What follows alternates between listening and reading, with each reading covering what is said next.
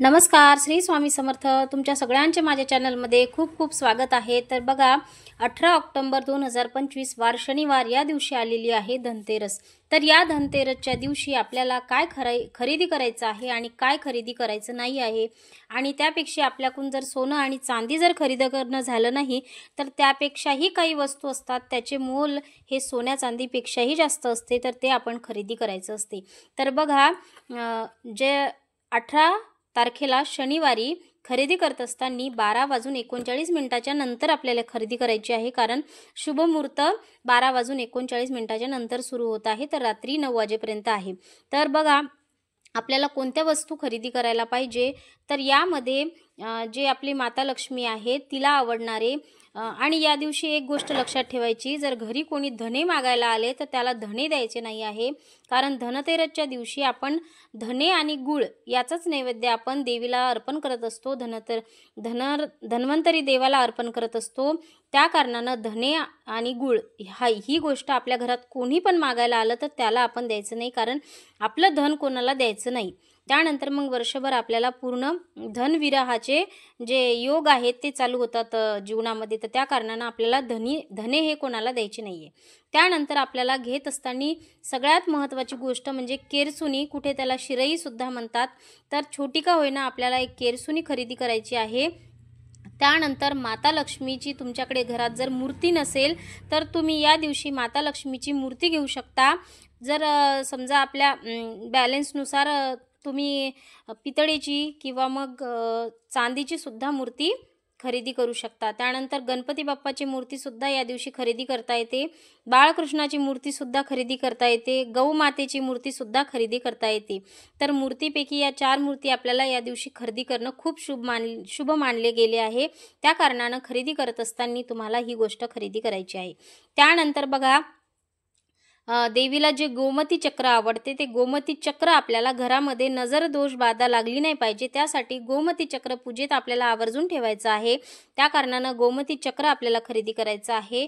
पितळ तांबे हे समृद्धीचं प्रतीक असते, म्हणून आपल्याला पितळ किंवा तांब्याचा छोटा चमचा जरी झाला ना तरी पितळेचाच खरेदी करायचा आहे किंवा तांब्याचाच खरेदी करायचा आहे. स्टील आणायचं नाही, कारण काय भरपूर लोक आता स्टील आणतात, किंवा स्टीलचा कसं आहे ना, त्यामध्ये राहूचा वास असतो.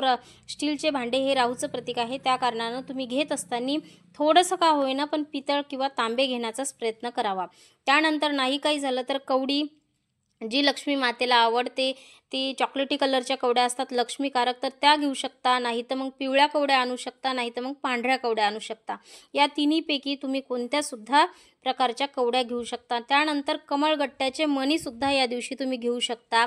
जी आपल्याला पोटली बनवायची असते, नारायण पोटली म्हणतो, त्यामध्ये कवडी, कमळगट्टा, मणी, कवडे, त्यानंतर पंचरत्न, ज्या गुंजा असतात, तर गुंजा ह्या 2 प्रकारच्या असतात.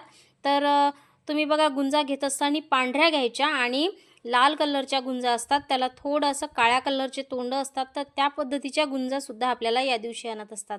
तर हे जे कवडी, कमळगट्ट्याचे मणी आणि जे हे आहे पंचरत्न तर 5च येणार. गुंजा पांढऱ्या किंवा लाल, नाही तर मग दोन्ही घेतल्या तरी काही हरकत नाही, अतिशय उत्तम आहे दोन्ही घेतल्या तर.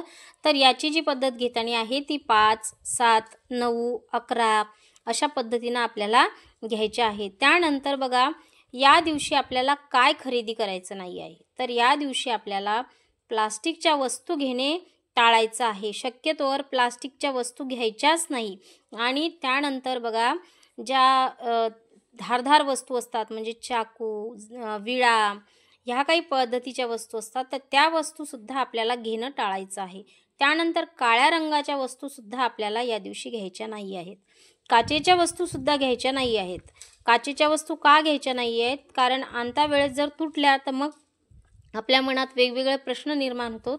त्या कारणानं काचेच्या वस्तू घ्यायच्या नाही आहेत. आरसा घेतला तर चालतो बरं, काचेच्या वस्तू फक्त घ्यायच्या नाही आहे. ह्या जर वस्तू तुम्ही घेत असाल तर आपलं दुर्दैव येत असते. ह्या वस्तू जर आपण खरेदी केल्या या शुभ मुहूर्तामध्ये, या धनतेरसच्या दिवशी जर आपण ह्या वस्तू जर खरेदी करत असाल तर त्या टाळायला पाहिजे, कारण त्याने आपलं दुर्दैव सुरू होते.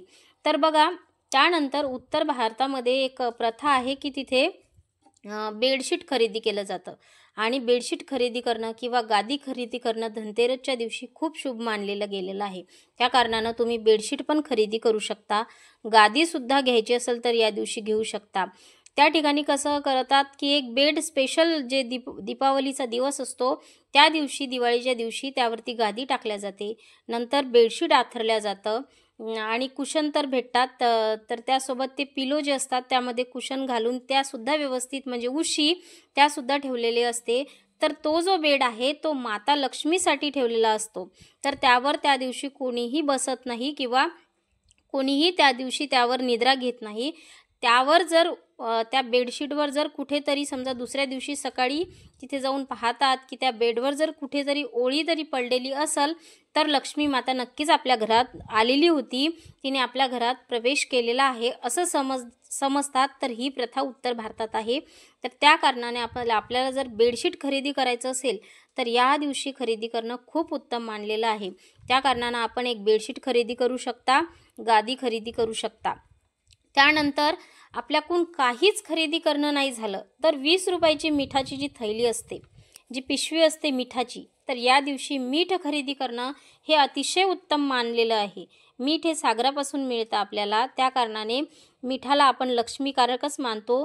त्याला आपल्याला मीठ म्हणता येणार नाही. त्याला गोड म्हणावं लागतं किंवा नमक म्हणावं लागतं.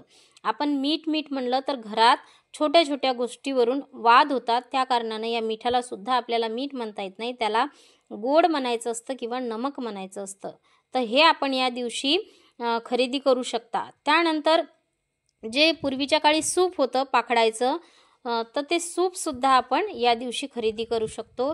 त्यानंतर एखादी छोटीशी चूल जर घ्यायची असेल आपल्याला, तर पूजेसाठी आपण चूलसुद्धा या दिवशी खरेदी करू शकतो. म्हणजे बघा वास्तुशांती असली तर छोटीशी चूल आपल्याला ते शास्त्री बुवा आणा लावतात आणि त्याची पूजा वगैरे करायला सांगतात. तर बघा छोटीशी मातीची चूल या दिवशी आपण नक्कीच आणायला पाहिजे आणि चुलीची पूजासुद्धा या दिवशी आपण करायलाच पाहिजे. ज्यांच्या घरी असेल त्यांनी नाही आणली तरी चालते, पण आता सगळीकडेच गॅस वगैरे आलेले आहेत. त्या कारणाने आपल्याला छोटीशी चूल जर आणली आणि तिची जर पूजा केली तर अतिशय उत्तम असते. तर बघा सोनं आणि चांदी हेच खरेदी केलं पाहिजे असं काही नाही आहे. सोनं चांदी आता खूप महाग होत चाललेलं आहे. या धनतेरसच्या दिवशी जेवढी गुंज असते त्या गुंजेच्या आकारा एवढं तरी सोनं खरेदी केलं पाहिजे असे म्हणत होते पूर्वीचे लोक. पण आता ते शक्य नाही आहे प्रत्येकालाच, कारण सोन्याचे भावे गगनाला टेकलेले आहे. त्या कारणानं आपण ह्या छोट्या छोट्या वस्तू सोन्यापेक्षाही मौल्यवान असतात. याला सोन्यापेक्षाही जास्त मूल्य असते. सोन्या चांदीपेक्षाही याचं जे मूल्य आहे हे जास्त असते. तर तुम्ही जर सोने चांदी वगैरे खरेदी करत नसाल तर ह्या गोष्टी आवर्जून खरेदी करायलाच पाहिजे. जे दिवाळीचं आपण मार्केटमध्ये जाऊन पूर्ण किराणा वगैरे भरत असतो, तर त्या गोष्टीमध्ये आपल्याला ह्या वस्तू धनतेरसच्या दिवशी जाऊन मार्केटमध्ये जाऊन आवर्जून आणायलाच पाहिजे. तर अशा पद्धतीने आजची माहिती होती. तुम्हाला माझ्या चॅनलचे व्हिडिओ आवडत असतील तर चॅनलला लाईक, शेअर, सबस्क्राईब करायला मात्र विसरू नका. पुन्हा भेटूया एका अशाच माहितीसोबत. तोपर्यंत श्री स्वामी समर्थ.